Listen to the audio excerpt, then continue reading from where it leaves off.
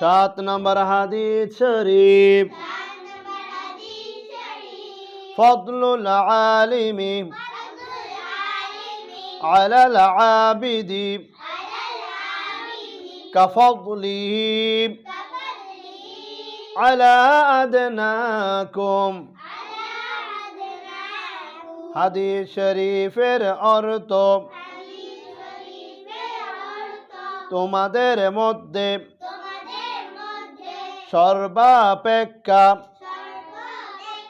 ছোট ব্যক্তি হতে আমার মর্তবা যত বড় বেএলম আবেদের চেয়ে একজন কাঠি আলেমের মর্তবা তত বড়।